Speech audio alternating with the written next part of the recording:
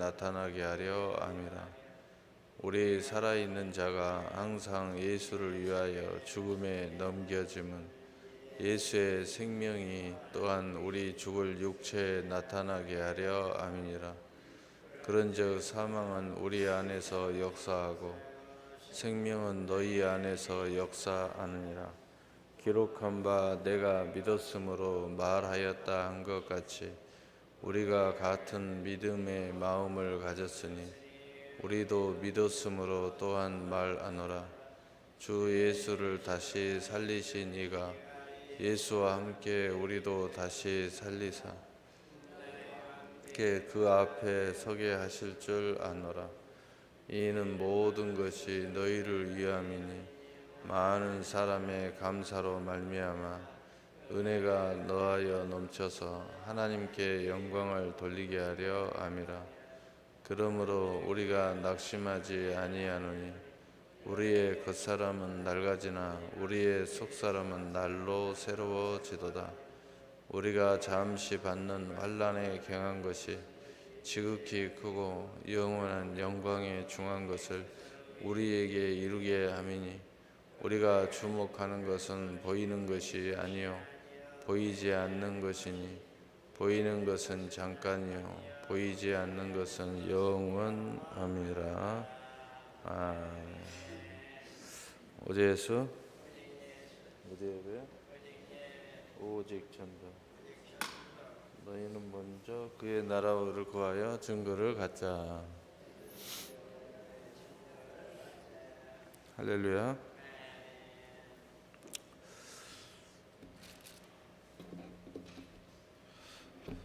오늘은 고린도후서 4장 7절에서 18절의 내용입니다. 오늘 핵심의 말씀은 7절, 7절 그리고 14절, 15절입니다.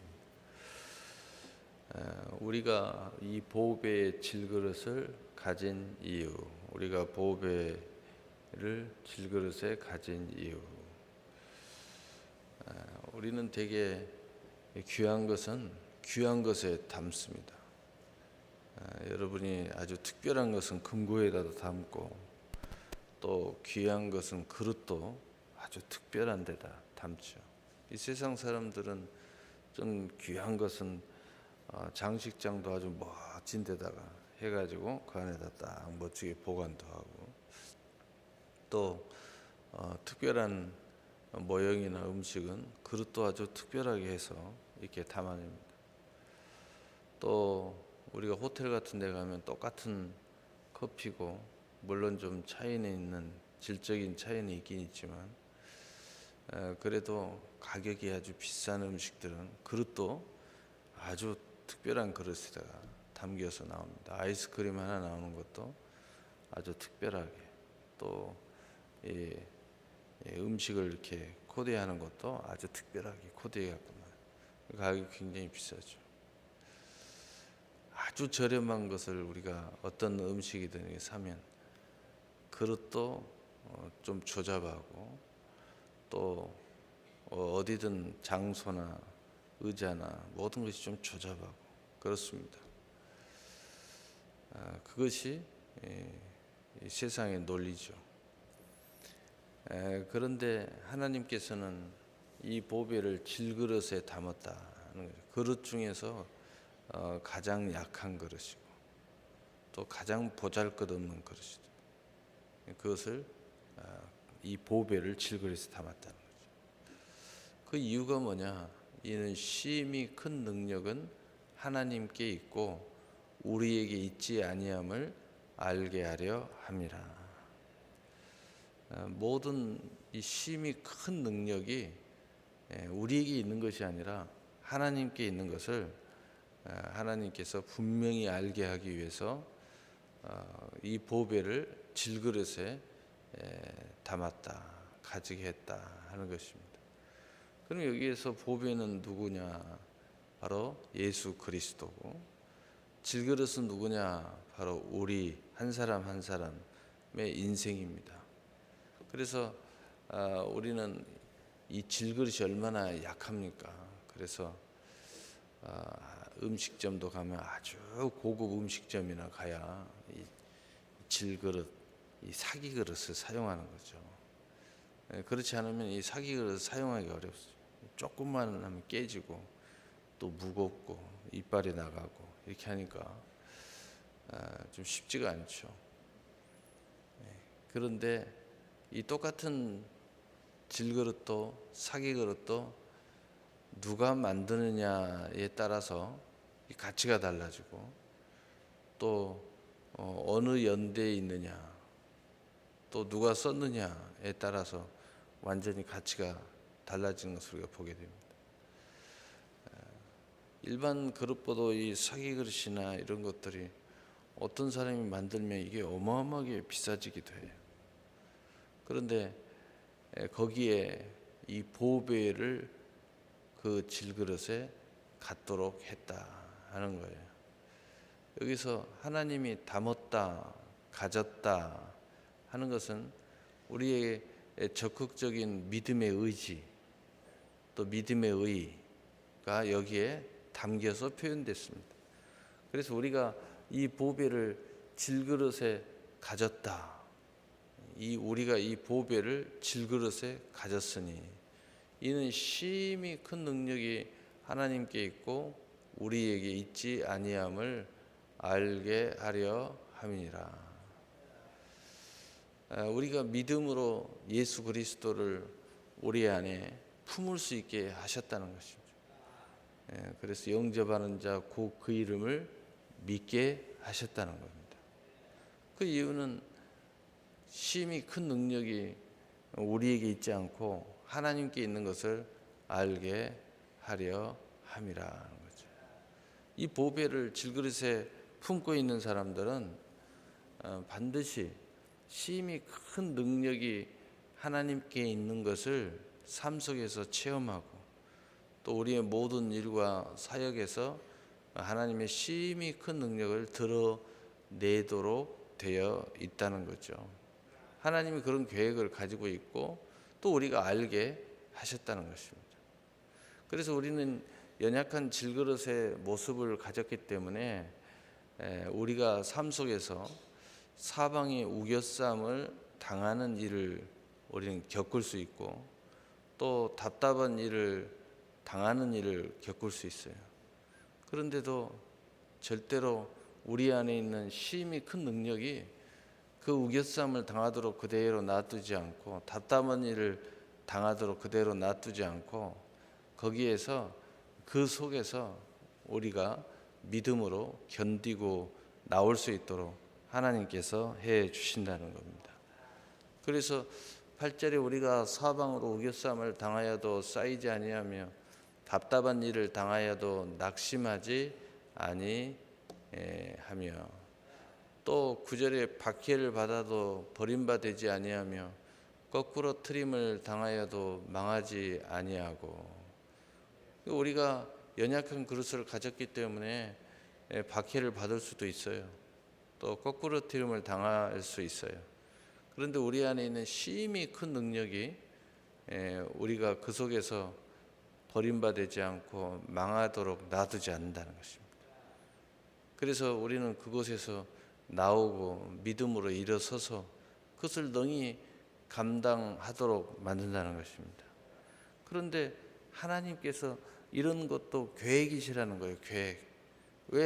왜 이런 것들이 하나님께서 질그릇 속에서 그 보배를 갖도록 했는가? 그것은 심히 능력이 큰 것이 하나님께 있는 것을 알게 하는 것인데 바로 그것을 알게 하시려고 우리 안에 우겨쌈도 있고 답답한 일도 있고 박해도 있고 거꾸로 트림도 우리의 삶 속에 있게 하셨다는 것입니다. 그러나 그것이 있게 하셨지만 그 속에 있지 않고 우리를 승리케 하신다는 거죠. 그래서 10절에 우리가 항상 예수의 죽음을 몸에 짊어짐은 예수의 생명이 또한 우리 몸에 나타나게 하려 함이니라. 예수의 죽음을 몸에 짊어진다. 또 우리 몸에 나타난다.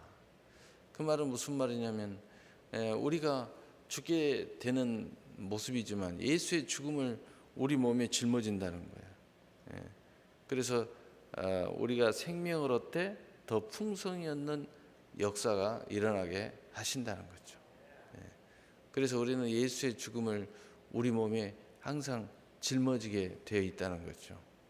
우리는 죽을 사람이고 망할 사람이고 깨질 사람이고 버림받을 사람이고 박해받을 사람이고 이런 인생의 모습을 가졌지만 항상 예수 그리스도의 십자가에 몸짓고 피 흘리신 그 모든 그 하나님의 언약의 약속을 우리가 몸에 짊어진다는 거죠. 그것을 받아들이고 그것을 영접하고 그 이름을 믿고 고백하고 그리고 그의 심히 큰 능력에 우리 인생을 맡김으로써 바로 우리가 그럴 수밖에 없는 육신을 가졌는데 그럼에도 불구하고 우리의 육신이 거기에서 승리하도록 된다는 거죠.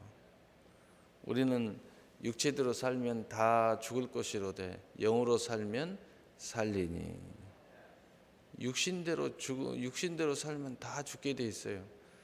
우리는 그런 상황이에요. 그런데 우리는 죽지 않고 살아난다는 것입니다. 얼마나 놀라운 거예요.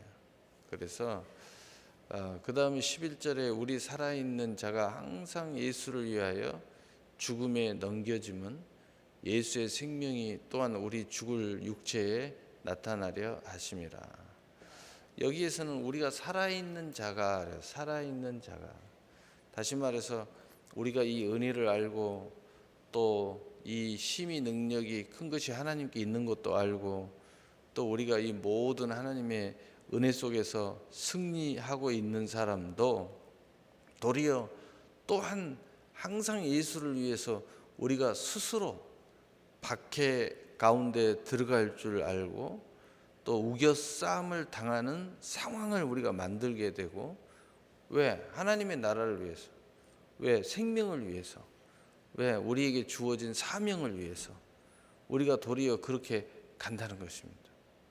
그런데 그렇게 가는 것은 또한 바로 예수의 생명이 우리 죽을 육체에 나타내게 하려 함이라는 거예요.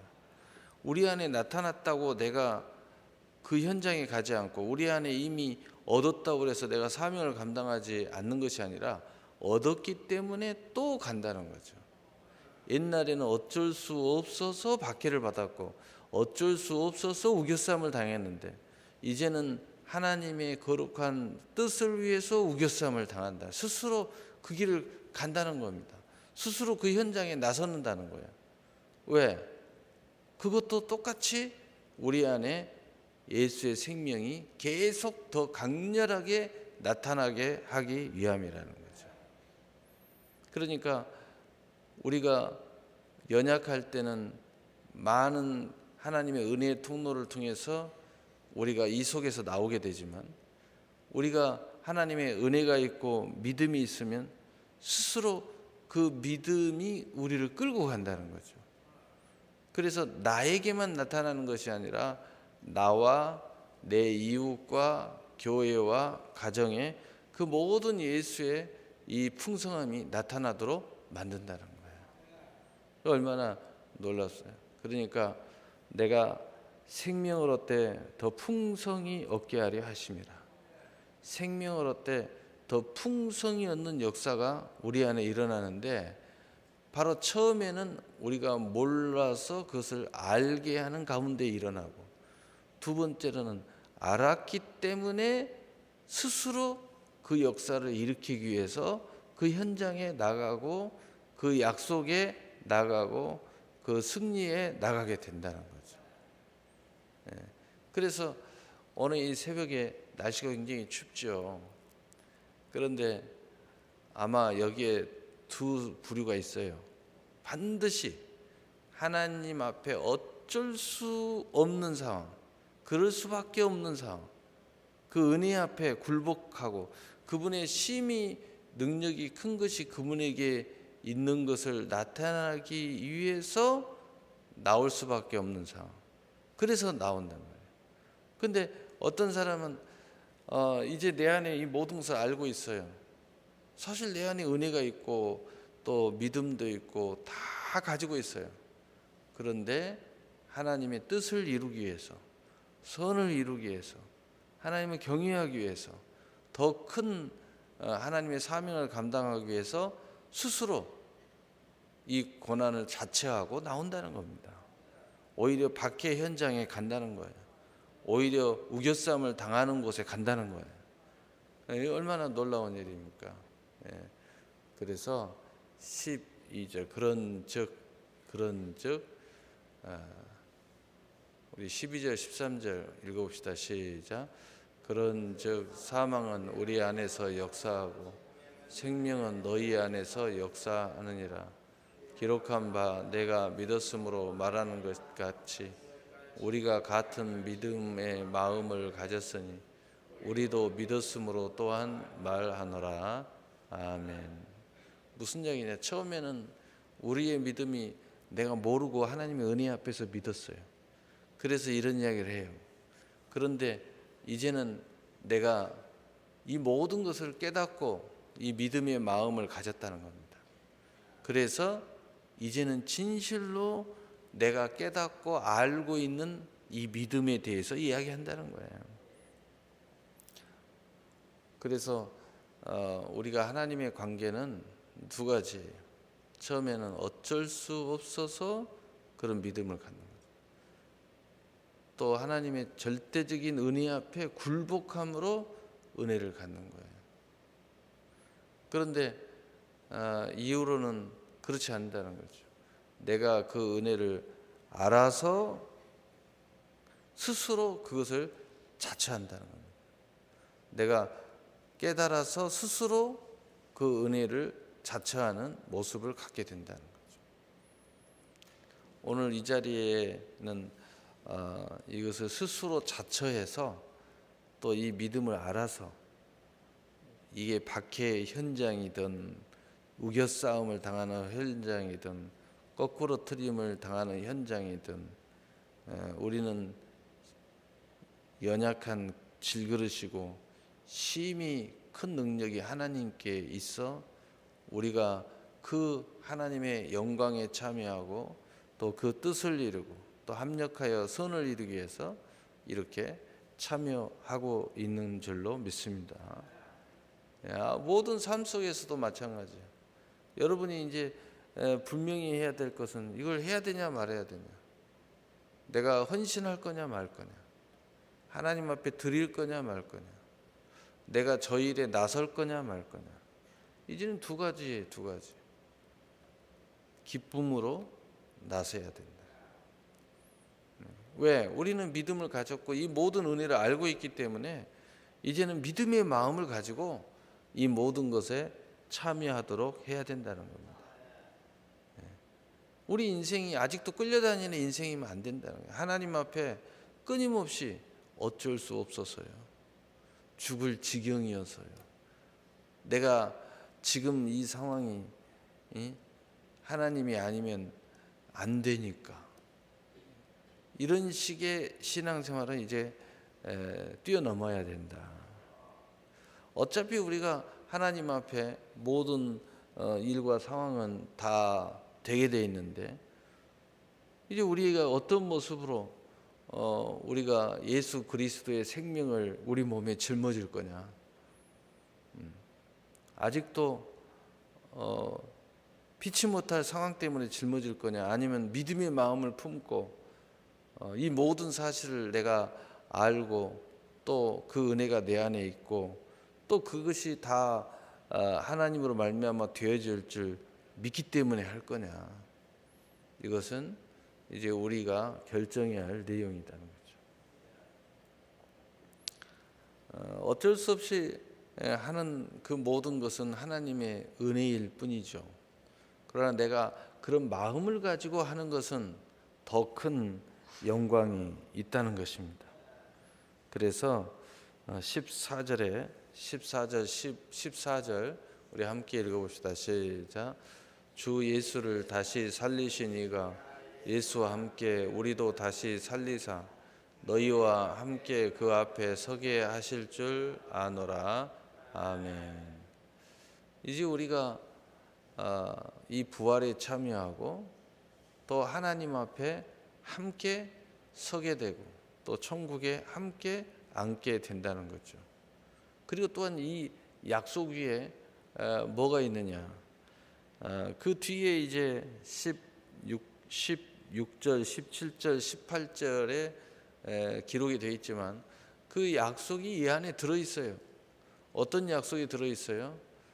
바로 내가 완전히 변화된 새 피조물의 역사의 약속이 여기 들어 있어요. 이제는 완전한 우리의 믿음의 새로운 피조물로 우리가 모든 일과 모든 사역의 현장에 서게 될 거다 하는 것입니다. 그 다음에 이제는 하나님의 그 중한 영광, 큰 영광 가운데 우리가 다 참여하게 될 것이다. 그리고 우리가 보여지는 것들 가지고 우왕좌왕하는 인생이 아니고 이제 하나님의 우리가 믿음은 바라는 것들의 실상이요 보지 못하는 것들의 증거라고 그랬는데 그 모든 증거와 성취 앞에 우리가 서게 될 것이다 하는 그런 이야기입니다. 그래서 이것을 한마디로 이야기하면 금생과 내생의 약속의 실상과 증거의 성취 앞에 우리는 서게 될 거다. 우리가 구원을 받아 천국에 서게 되는 것과 오늘 이 땅에서 하나님의 약속의 성취 앞에 서게 되는 것을 동시에 말하고 있는 것입니다. 그래서 15절에 우리 함께 읽어봅시다. 시작. 이는 모든 것이 너희를 위함이니 많은 사람의 감사로 말미암아 은혜가 더하여 넘쳐서 하나님께 영광을 돌리게 하려 함이니라. 아멘. 하나님께서 이렇게 하신 것이 뭐냐? 많은 사랑의 감사가 우리 가운데 넘치게 하나님께서 하시기 위함이라는 거죠. 뭐 때문에요? 하나님의 은혜가 더하여서 넘치게 된다는 거죠. 그러니까 우리가 질그릇이고 보배가 우리 안에 갖게 되었고 또 우리의 인생이 박해와 우겨싸움과 또 낙심과 그런 많은 상황이 우리에게 전개되는데 그것이 어쩔 수 없이 그것이 전개가 돼가지고 그 속에서 어쩔 수 없이 그것을 깨달아서 믿음으로 서는 사람이 있고 그러나 이 모든 것을 이제 다 알고 영광을 알고 은혜를 알고 우리가 승리의 마음과 기쁨의 마음과 소망의 마음으로 그것에 서게 되는 이 두 부류의 사람이 있는데 바로 이것을 하나님께서 이 과정을 우리에게 두셨다 이 말이죠.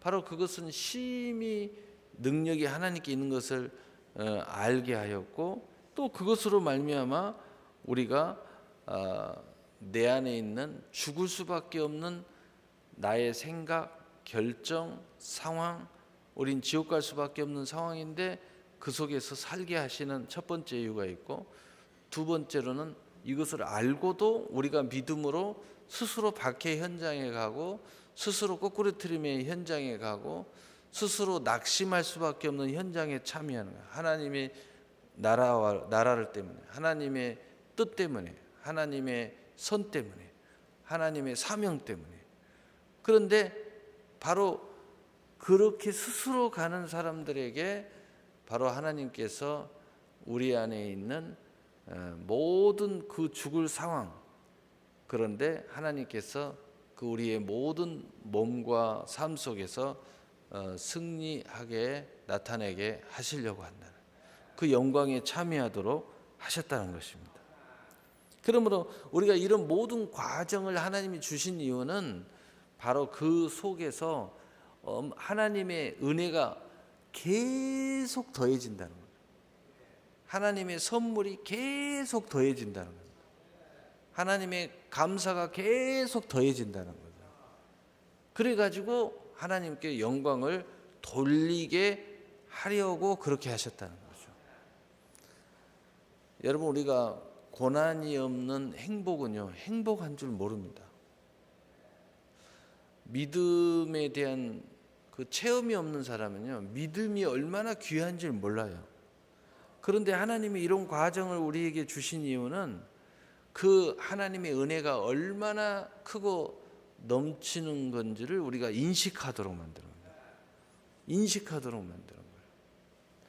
우리가 요즘에 날씨가 이렇게 굉장히 추운데 정말 밖에서, 저는 이 밖에서 별로 있을 시간이 별로 없어요. 그래서 사실은 옷도 막 그렇게 두껍게 입을 필요가 별로 없어요. 막 이렇게 막 두껍게 입으면 더 불편해. 근데 가끔 이제 걸어서 막 이렇게 다닐 때가 있어요. 운동 좀 왜 이렇게 추워요? 막 뼈가 애리고 막 귀가 막 귀때기가 그냥 막 떨어질 것 같아요. 와, 정말 이건 이렇게는 못 다니겠다. 이제 너무 추워가지고. 그러다가 실내에 딱 들어와요. 저는 이제 되게 카페 들어가잖아요. 카페 딱 들어가면 얼마나 따뜻한지 모르게 따뜻한 공기가 그냥 나를 감싸줘요.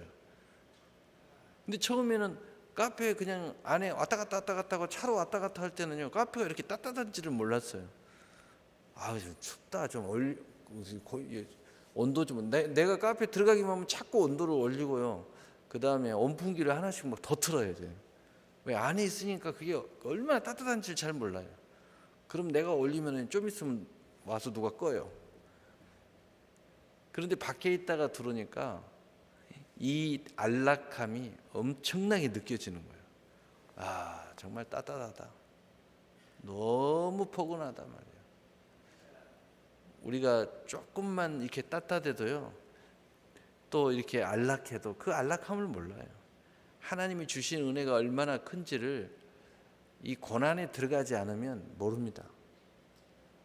또 우리가 낙심에 빠져보지 않으면 하나님의 이 기쁨이 얼마나 소중한지를 몰라요. 박해를 받아보지 않으면요, 이 평화한 것이 얼마나 소중한지 잘 모릅니다. 근데 하나님께서 이렇게 하신 이유는 우리 앞에 하나님의 은혜가 계속 더해지고, 그리고 많은 사랑의 감사를 알게 하시려고 그랬다는 거예요. 그러나 우리는 알았죠? 몰라서 그것을 통해서 깨닫게 하시려고. 두 번째, 알고도 스스로 이 현장에 간다고 그랬잖아요. 이 두 부류예요.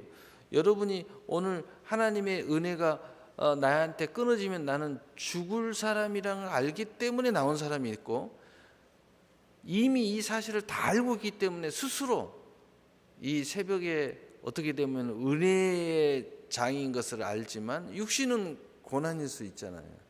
또 나는 하나님의 은혜지만 우리 자식들은 막 죽을 지경의 마음으로 나올 수도 있어요. 그럼에도 불구하고 우리는 나온다 이 말이에요. 바로 이렇게 하시는 것은 뭐냐? 하나님께서 많은 사랑의 감사로 말미암아 은혜가 넘쳐 더하여 넘쳐서 하나님께 영광을 돌리게 하려 함이라. 우리한테 이런 과정이 없으면, 이런 대가가 없으면 절대로 하나님의 그 영광을 돌릴 수 있는 많은 은혜와 많은 사랑의 감사의 조건이 우리에게 오지 않는다는 거예요. 좀 쉽게 이야기하면 이런 것도 심는 대로 거두는 과정이라는 겁니다. 이런 대가가 있으니까 하나님이 많은 기적을 베풀어주고 응답을 해주고 치료를 해주고, 그리고 은혜, 하나님의 수많은 선물을 우리에게 계속 보내준다는 거예요. 그래서 우리가 사랑의 감사로 하나님께 영광을 돌리게 된다는 거죠. 저는 건강한 사람이 하나님, 이 건강한 육신을 저에게 이렇게 주셔서 감사합니다 하고 특별헌금 하는 거 못 봤어요. 거의 못 봤어요. 근데 어떨 때요? 병원에 누가 아프다고 해서 가면은 이제 다 죽게 돼. 오면서 그래요. 저는 막 저런 병이 안 걸려서 너무 감사하다. 그때 이제 압니다. 근데 진짜 자기 몸에 병이 들어가지고요, 하나님 앞에 치료를 받기 위해서 또는 치료를 받아서 내버려둬도 하나님 앞에요 특별 감사해요. 내버려둬도 작정 기도합니다. 왜? 믿을 구석이 다 없어져 보세요. 여러분 12년의 혈액중의 여자가 처음에는 예수님을 찾을 생각이 없어요. 신앙으로 해결할 생각이 없었어요. 왜? 믿을 구석이 있었어. 의사가 믿고 또 돈이 있고 또 내가 충분히 얼마든지 할 수 있는 여건이 있어. 그런데 성경에 뭐라고 쓰였어요? 자기가 가지고 있는 돈을 다 허비하고 많은 의사를 다 찾아가고 그래서 돈을 허비하고 시간을 허비하고 그러면서 모든 사람들이 자기를 다 떠났다고 그랬어요. 그리고 이제는 자기 혼자 남았다는 거예요. 그제서야 예수님을 찾아가는 거예요. 믿음으로 그 예수님의 옷가를 만짐으로써 그 병에서 노임을 받은 것을 우리가 보게 됩니다. 우리는 다 가지고 있으면서 예수님의 옷가를 만져서 치료받아야 될 줄로 믿습니다. 바로 이것이 신앙이에요. 이게 신앙이고 이것이에요. 그래서 우리는 모든 것을 알아서 하나님 앞에 감사가 넘치고 또 그 은혜가 더해져 하나님의 선물이 계속 더해져서 하나님의 영광을 돌려야 된다는 거예요. 항상 우리 안에 교회 앞에 또 예수를 믿는 사람은 이 두 부류가 있는 거예요. 그러니까 우리는 이것에 대해서 스스로 믿음으로 참여하고 믿음으로 천국을 침노하고 믿음으로 스스로 알고도 이 길을 가고 또 우리 안에 있는 이 고난과 환난이 또 이러한 그 몸의 연약함이 있어도 오히려 믿음으로 참여하는 그런 모습이 우리에게 있어야 된다는 거죠. 믿음으로 참여하는 모습이 있어요. 유대인들은 삼겹 이 심줄을 먹지 않는답니다. 그 이유가 뭐냐? 야곱이 야곱강가에서 기도를 하다가 천사들과 씨름해 가지고 환도뼈가 이골되면서 그게 끊어진 거예요. 그래서 발을 절게 됐어요. 여러분 발을 절게 됐어. 그래서 그때 이후부터 야곱은 다리를 절면서 평생 살았어요. 그런데 그 야곱이 이 다리가 전다는 것 자체가 내게 하나님의 은혜요 영광이라고 이야기를 해요. 이게 흔적이라는 겁니다. 성경에 그렇게 고백한 구절이 많이 있습니다. 바울도 내게 있는 사단의 가시가 처음에는 이것이 내게 고난이고 사명을 감당하는데 장애였어요. 그런데 나중에는 이것이 하나님의 은혜의 증거가 됐어요. 내가 오히려 연약함으로 말미암아 도리어 하나님의 능력을 갖게 되었다. 내 몸에는 하나님의 흔적이 이렇게 있다. 이렇게 이야기하는 거예요. 여러분은 이런 흔적이 얼마나 있습니까? 기도하다가 혹시 무릎이 나갔어요? 너무 그냥 기도만 하다가 허리가 꼬부라졌습니까? 여러분 이게 성경의 모든 우리의 승리자들은요 이것을 영광으로 생각해요. 이게 영광의 흔적이라고 생각해요. 얼마나 놀랍습니까? 그래서 우리의 몸에 이 모든 것을 짊어졌다는 거예요. 여러분이 하나님의 사명을 감당하고 하나님의 뜻을 감당하고 예수 믿다가 육신적으로나 삶 속에 그 흔적을 많이 갖게 되었다면 오히려 야 예수를 이렇게 잘 믿었는데 내가 이렇게 했는데 왜 세상 앞에서 이런 모습을 가져야 될까라고 생각하면 안 돼요. 오늘 이것이 예수 믿는 영광이고 흔적이라는 거죠. 오히려 이것이 믿음으로 생각하면 이것이 내가 천국까지 가는 하나님의 증거요 증표요 키가 될 수 있다는 거예요. 이것은 보여지는 흔적이잖아요. 어쩔 수 없이 내게 나타나는 흔적이잖아요. 여러분이 세상에 가서 못된 짓 하다가 몸에 당하는 흔적이 아니라 하나님을 잘 섬기다가 당하는 흔적이다. 이것은 영광이다 이거죠. 그것으로 말미암아 오히려 내 믿음이 지켜지고 그 흔적이 내 몸에 나타난 것을 볼 때마다 내가 신앙으로 일어서게 된다는 거죠. 얼마나 놀라운 일입니까? 도리어 약한 것 때문에, 도리어 내 안에 있는 상처 때문에, 도리어 세상 앞에서는 부끄러운 상황이고 이것에 내 몸에 나타나는 이것을 내가 드러내기를 심히 힘든데 믿음 안에서는 이게 자랑스러운 거예요. 여러분이 날마다 쉬지 않고 교회에서 철회하다가 얻은 병이라도 혹시 있습니까? 오히려 하나님이 강하게 해줄 줄 믿지만 혹시 하나님이 어떤 섭리 가운데서 병이 생겼어요? 오히려 감사하세요. 그것이 오히려 흔적일 수 있습니다. 여러분 사명 감당하다가 순교했어요. 그러면 일반적으로 이야기하면 아니 어떻게 예수 믿다가 순교를 하냐. 죽을 상황에도 살아나야지. 죽을 상황에도 살아나죠. 그런데 순교한 사람도 있죠. 순교의 피가 더 영광입니까? 죽을 상황에서 살아난 사람이 더 영광입니까? 성경은 순교한 사람의 피가 더 영광이라고 해요. 하늘의 가장 큰 상이 순교자예요. 순교자. 여러분 이 땅에서 우리가 생명을 얻어도 풍성한 삶을 얻는 것도 좋고 또 남들처럼 병 하나도 없이 건강한 모습으로 사는 것도 좋아요.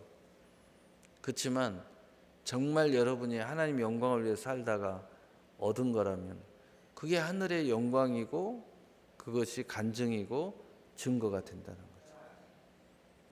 여러분이 새벽기도 열심히 하다가 엄청난 감기에 걸렸다. 누가 그래요? 너는 왜 그렇게 감기에 그렇게 걸리냐? 나는 걸리지도 않는데. 그거 아무렇지도 않아요.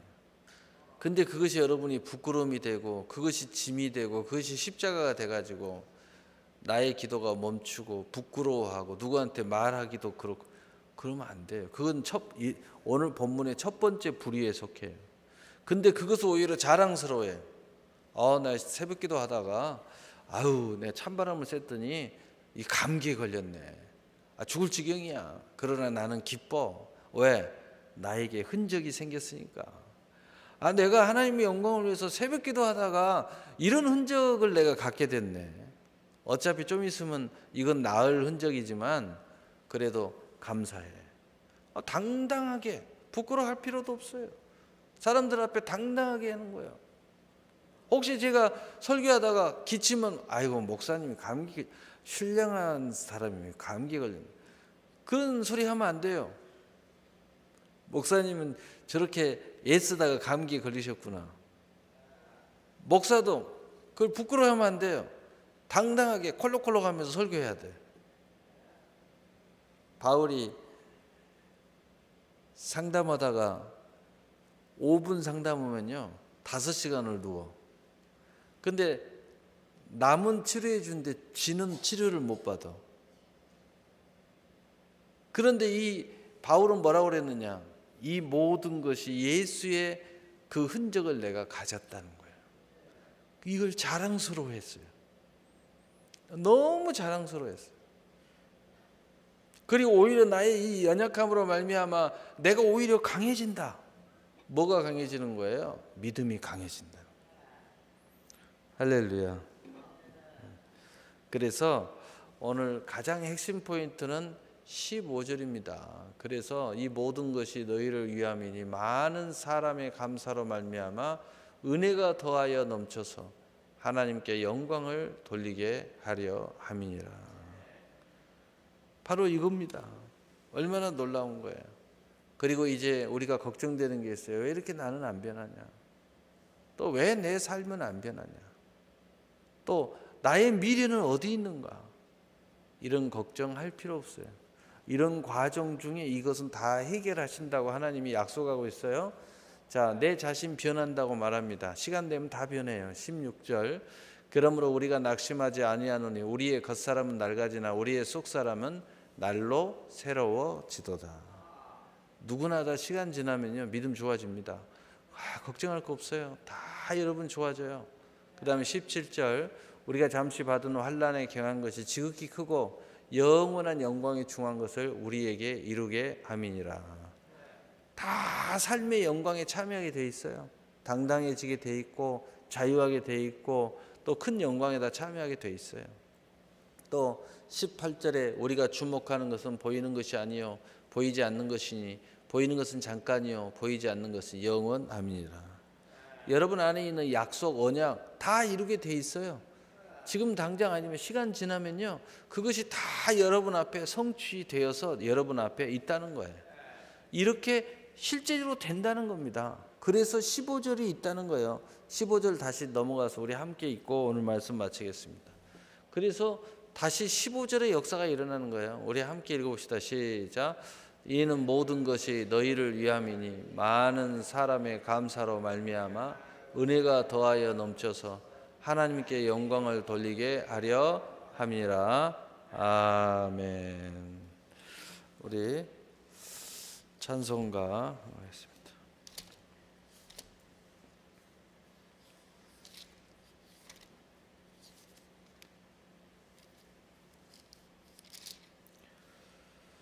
우리 341장 우리 찬송